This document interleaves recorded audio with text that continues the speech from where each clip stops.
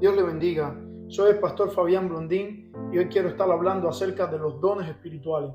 La palabra que se usa para don en griego es carisma, un regalo gratuito, una dotación espiritual especial de parte de Dios. Se usa especialmente para designar los dones del Espíritu. En el uso moderno, un carismático es alguien que tiene uno o más de estos dones obrando en su vida. Y un grupo de carismáticos es un grupo que cree en los dones y en la operación del Espíritu Santo a través de ellos. El apóstol Pablo menciona al menos 3 listas de dones espirituales y ministerios en sus cartas. Estas se encuentran en Romanos 12, 6 y 8, Primera de Corintios 12 del 1 al 10 y Efesios 4 del 11 al 12. Aunque no podemos hablar de listas de dones cerradas, hoy estudiaremos los 9 dones y las manifestaciones del Espíritu que habla en Primera de Corintios 12 del 1 al 10. Estas manifestaciones se dividen en 3: los dones de revelación, los dones de poder y los dones de expresión. Empezamos con los dones de revelación. Número 1, palabra de sabiduría. Es un mensaje dado por el Espíritu Santo para ayudar a alguien o a la iglesia en un momento oportuno, para una situación particular o para resolver una necesidad puntual. Este don trae el consejo oportuno y sabio de parte de Dios para una circunstancia específica. Este don dirige a la iglesia o a un individuo en particular en momentos clave. Veamos un ejemplo. La respuesta de Jesús sobre la cuestión de pagar impuestos a los fariseos. Los fariseos le preguntan: ¿es lícito darle al César los impuestos? Y Jesús les responde con este don de palabra de sabiduría: dad pues al César lo que es de César y a Dios lo que es de Dios. El efecto de este don en la vida de Jesús fue que ellos, oyendo lo que Jesús dijo, se fueron y le dejaron. La evidencia del don es que Jesús pudo salir de una encrucijada y una trampa que los fariseos le querían poner. El otro don que vemos de revelación es la palabra de ciencia. La palabra de ciencia es un don del Espíritu que otorga información sobrenatural que uno no podría obtener si el Espíritu no lo revela. Es decir, el don de ciencia revela la situación y el don de sabiduría trae el consejo oportuno de parte de Dios. Este don también está relacionado con la enseñanza, la predicación y la profecía. Veamos el ejemplo en la vida de Jesús nuevamente. Cuando Jesús ve a Natanael, dice de esta manera: aquí viene un verdadero israelita, un hombre realmente sincero. Natanael le preguntó: ¿cómo es que me conoces? Jesús le respondió: me fijé en ti cuando estabas bajo la higuera, antes que Felipe te llamara. Juan 1, 47 y 48. También vemos este don cuando Jesús hablaba con la samaritana y le dijo: bien has dicho, no tengo marido, porque 5 maridos has tenido y el que ahora tiene no es tu marido. Ahí estamos en presencia del don de palabra de ciencia. Otro don que es importante en estos tiempos es el don de discernimiento de espíritu. El discernimiento de espíritu tiene que ver cómo juzgar correctamente lo que es del Espíritu de Dios y lo que proviene de otros espíritus. El Espíritu Santo, por medio de este don, revela la naturaleza e intención de los espíritus de error. Este don es sumamente importante, ya que Pablo advierte acerca de la presencia de espíritus engañadores en los últimos tiempos. Primera de Timoteo 4:1. Pero el Espíritu dice claramente que en los postreros tiempos algunos apostatarán de la fe, escuchando a espíritus engañadores y a doctrinas de demonios. Veamos ejemplo de este don en la vida de Pablo.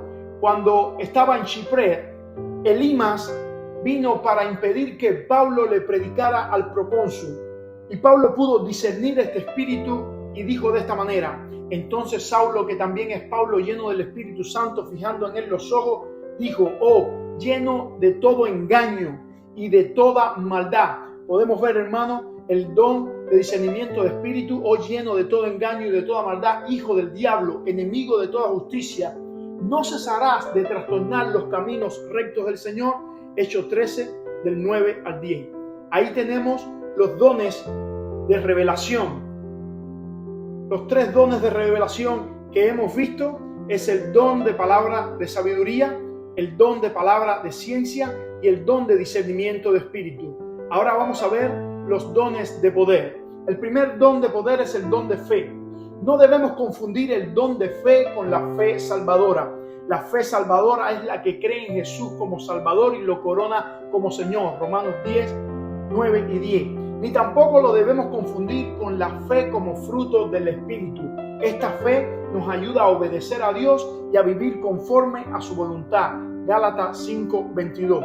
Entonces, el don de fe no es la fe inicial que nos permitió creer y coronar a Cristo como Señor y Salvador de nuestras vidas, ni tampoco es la fe como fruto del Espíritu que nos ayuda a vivir en santidad y obediencia y sujeción a Dios. El don de fe es la capacidad que produce el Espíritu Santo en nosotros para creer que Dios puede hacer milagros y cosas sobrenaturales, aun cuando en la esfera de lo natural parezca imposible. Este don hace vivir al creyente con sus pies en la tierra, pero con sus ojos puestos en el cielo. Y por supuesto, edifica a la iglesia de Cristo de una manera sobrenatural y una manera especial. Veamos el don de fe. Cuando Pedro y Juan estaban caminando al templo de Hermosa, había un hombre que estaba cojo y le pidió limosna, y ellos le dijeron de esta manera. Pedro y Juan, fijando en él los ojos, le dijeron: míranos. Entonces él le estuvo atento, esperando recibir de ellos algo. Mas Pedro dijo: no tengo plata ni oro, pero lo que tengo te doy. En el nombre de Jesucristo de Nazaret, levántate y anda. Ahí vemos la operación del don de fe. El segundo don de poder que es mencionado es el don de sanidad. Es la capacidad sobrenatural que imparte el Espíritu Santo sobre alguien específico para que pueda orar por los enfermos y estos sanen. El plural dones indica la sanidad de diversas enfermedades. Aunque este don no es para todos los creyentes pueden orar por los enfermos y estos pueden sanar. Marcos 16, 17 y 18 dice: y estas señales seguirán a los que creen. En mi nombre echarán fuera demonios, hablarán nuevas lenguas, tomarán en la mano serpiente, y si bebieren cosas mortíferas no les hará daño. Sobre los enfermos pondrán sus manos y sanarán. Es claro que el que tenga el don, la efectividad será mucho mayor y con mayor frecuencia. Por eso es preciso aclarar que también cuando uno posee el don de fe, no quiere decir que cada vez que oremos por los enfermos, estos van a sanar, ya que hay otros aspectos que deben estar en sintonía para que el enfermo sane. Uno de estos aspectos es la condición espiritual del creyente y lo otro es la soberanía de Dios. Ejemplo de sanidades lo vemos en la vida de Jesús. En la vida de Jesús ocurrieron muchísimas sanidades, como la sanidad de la mujer del flujo de sangre que tocó el manto de Jesús y fue sana, como la sanidad del siervo del cinturón que Jesús le dijo: vete a tu casa y que se haga tal como has creído, y este fue sano en aquel mismo momento. O como la sanidad impactante de aquel hombre que era ciego y Jesús escupió en el suelo, hizo barro con la saliva, hizo un poco de lodo y la untó en los ojos del ciego y le dijo: ve y lávate en el estanque de Siloé, que significa enviado. El ciego fue y se lavó, y cuando regresó ya podía ver. Juan 9, 6 y 7. Ahí vemos el don de sanidad presente en la vida de nuestro Señor Jesucristo. Y número 3, tercer don de poder, es el don de milagro. Los milagros son manifestaciones del poder de Dios que desafían y cambian el curso de lo natural. Puede suceder en el área de la salud. Un milagro en el área de la salud es una enfermedad que la ciencia no puede solucionar de ninguna manera, y solo puede un milagro de Dios cambiar el panorama. En el área de la naturaleza, Dios con su poder puede alterar o parar el curso de lo que conocemos como natural. En el área espiritual, Dios con su poder muestra su supremacía sobre el reino de las tinieblas y sobre Satanás y sobre todos los demonios. Dios puede resucitar muertos y también Dios puede hacer milagros como actos punitivos, es decir, de corrección y disciplina para que aquellos que le han desobedecido queden bajo castigo o puedan frenar en su desobediencia. Eso demuestra cuando los apóstoles fueron liberados de forma espectacular de la cárcel, podemos ver el don de milagro funcionando ahí. El ángel del Señor libró a Pedro, que estaba atado en cadena, y también lo hizo con Pablo y con Silas cuando fueron liberados de la cárcel, cuando estos cantaban cánticos al Señor. Vamos entonces a entrar en los dones de comunicación. Y el primer don que tenemos de comunicación es el don de la profecía. La profecía es un mensaje de Dios o cualquier revelación de origen divino. La profecía, aunque puede tener predicción, no es necesariamente predicción. Es la declaración de aquello que no puede ser conocido por medios naturales. Es la proclamación de la voluntad de Dios, tanto si es con referencia al pasado, al presente o al futuro.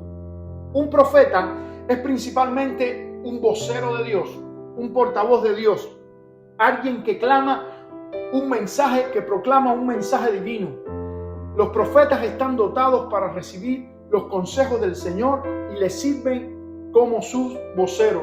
La profecía es un don del Espíritu Santo para edificar, exhortar y consolar a los creyentes.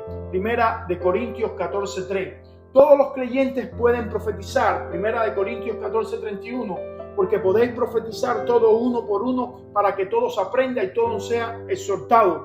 Aunque la Biblia hace diferencia entre el que profetiza y el que tiene el oficio de la profecía, es decir, el que tiene el don.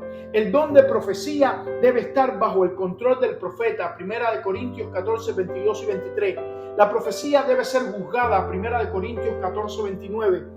Para estar seguro de que no hay manipulación humana, sino que es palabra genuina de Dios. Toda profecía debe coincidir con la profecía más segura que tenemos, la Biblia, segunda de Pedro 1:19. Pero se debe tener mucho cuidado de no menospreciar el don de profecía.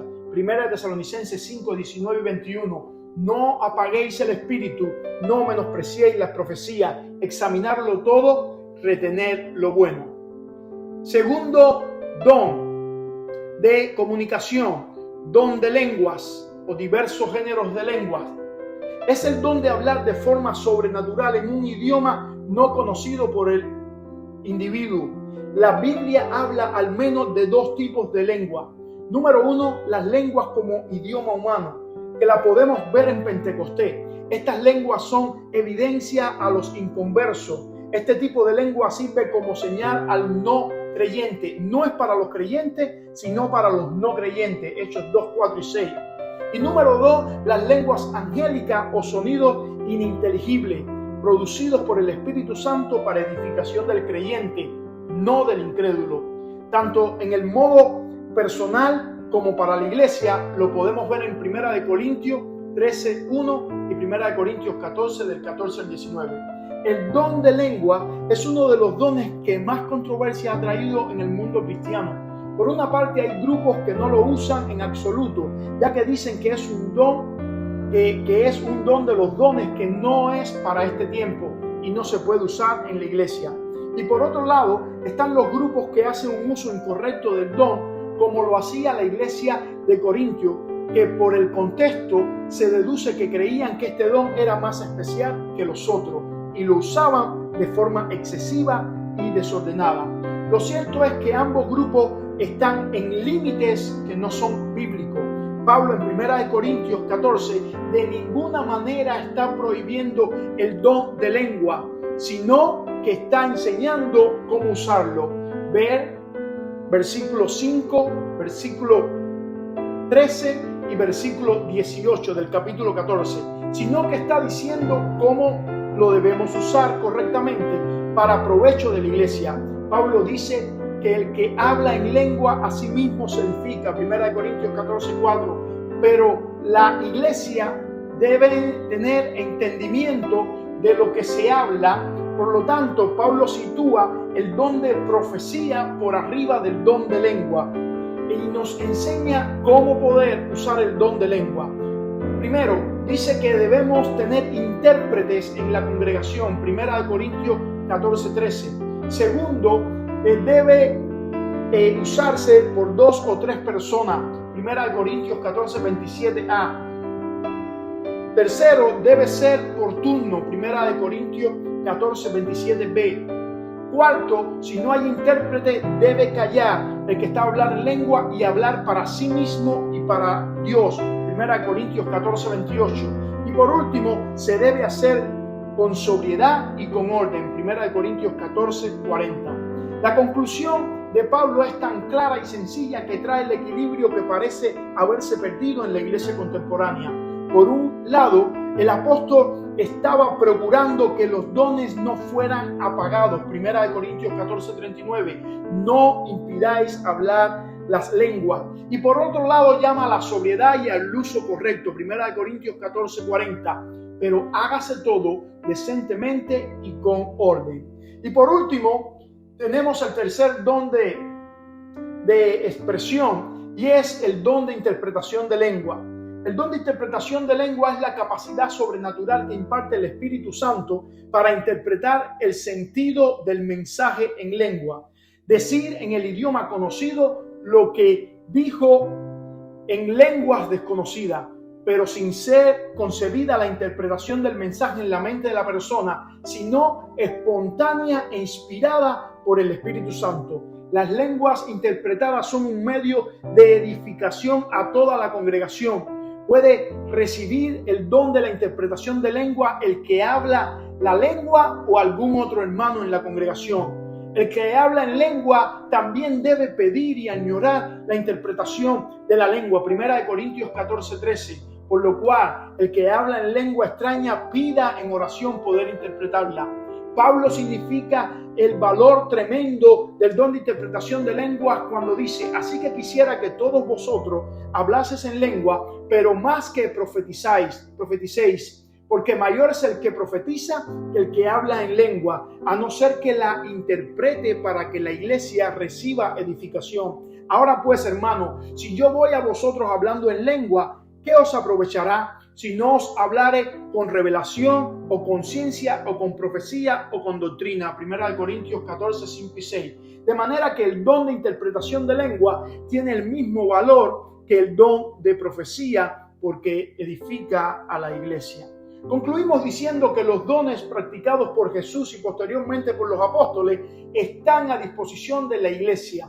Ningún don es para uso personal, sino para la edificación de la iglesia. Por tanto, es necesario que entendamos que es imposible vivir la vida cristiana sin la capacitación del Espíritu Santo de Dios. La iglesia no avanza con estratagemas humanas, ni con métodos humanos, ni con sabiduría humana, ni con habilidades humanas. La iglesia de Cristo avanza con el Espíritu Santo que Jesús nos ha dejado, y cuando nos llenemos de Él nos capacitará sobrenaturalmente con dones para que el cuerpo de Cristo sea edificado. Por lo cual te aconsejo que avives el don de Dios que está en ti. Segunda de Timoteo 1:6. Dios te bendiga mucho en este día.